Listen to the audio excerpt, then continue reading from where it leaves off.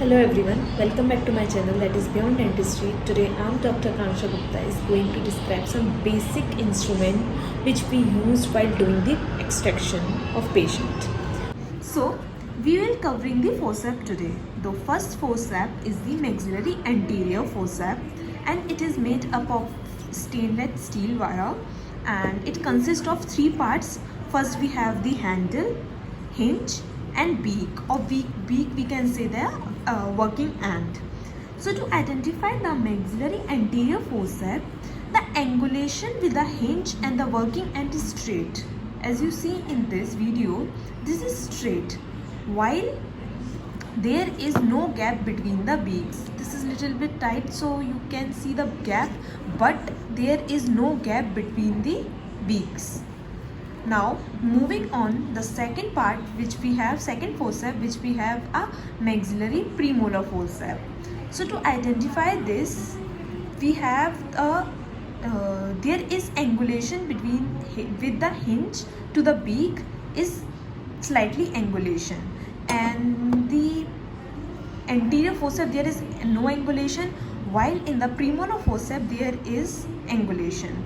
The first main point to identify between the anterior and the premolar forceps, in the premolar forceps there is angulation, while in the anterior forceps there is no angulation. And the second most important thing, there is gap between the beaks, while in the anterior there is no gaps, but in the premolar forceps there is a gap between the beaks. Okay, now moving on, maxillary molar forceps. So indication for this instrument is it is intact in it is used in the intact molar. So now this is a paired forceps, as this is for first quadrant and we have also present the second for the second quadrant. So how to identify it is for first quadrant? So the beak consists of two parts, the triangular part, this is the triangular part, and the rounded part.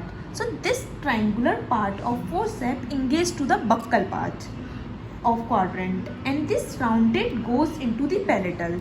So this is the maxillary first molar, while there is second instrument which is for second quadrant, which is not present available with me right now.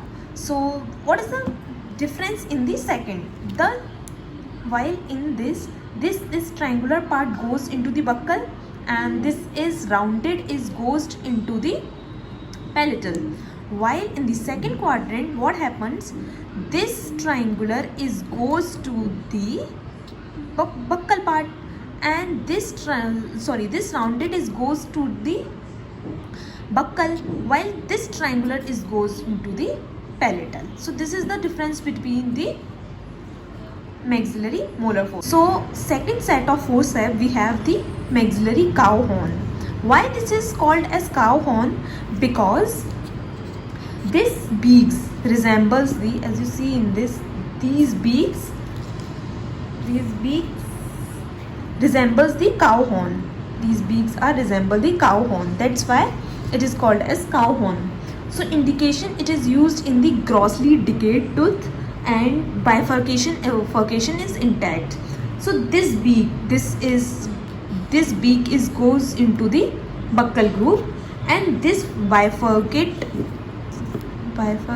goes into the palatal. So this is for the first quadrant. So now we have a second quadrant.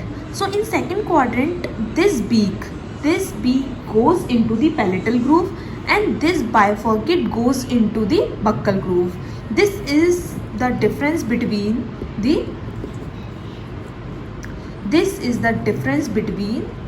first molar forceps and the second molar forceps. Now moving on to the next forceps, which we have the bayonet. So it is a universal forceps. It is used for both the quadrant, and indication for this instrument is used for root pieces. So the angulation in the beak has two curves, so it is easy to identify. This is used for the root pieces. Next we have the molar forceps, maxillary molar, third molar forceps. So it is very easy to identify because of its angulation. We have three angulation. So this instrument is used for the third molar forceps, third molar tooth. So this is all about our maxillary molar forceps. Now move on to the mandibular forceps. So let's identification first between the mandibular molar forceps and the maxillary molar forceps.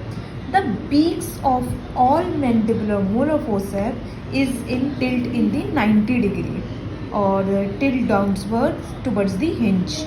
Okay, so as I told earlier, the introduction for the forceps, it has handle, hinge and the beak. So in mandibular forceps, all instruments are unpaired. That means we use for both the quadrant.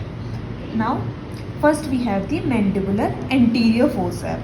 So it is anterior because there is no gap between the beak. As you see in this, there is no gap between the beaks. So this is mandibular anterior forceps. So next we have the mandibular premolar forceps. So in the premolar forceps, there is a slightly gap between the beaks. So it resembles the mandibular premolar forceps.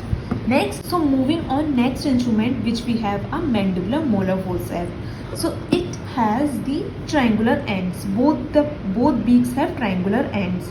So this triangular end, it goes into the buccal groove and this goes into the lingual groove.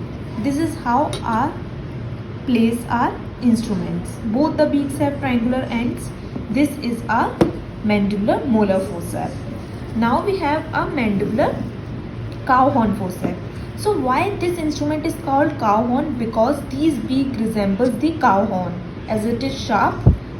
So this resembles the cow horn. So this is a mandibular cow horn forceps. So next we have the mandibular molar forceps. So this instrument is slightly angulated and easy to identify for the mandibular third molar. So this is a mandibular third molar forceps. It has beaks. Both the beaks have triangular ends. So this instrument is called mandibular forceps and this is used for the mandibular third molar tooth. So this is all about a mandibular molar forceps. If you like my video, please like, share and subscribe. Thank you for watching.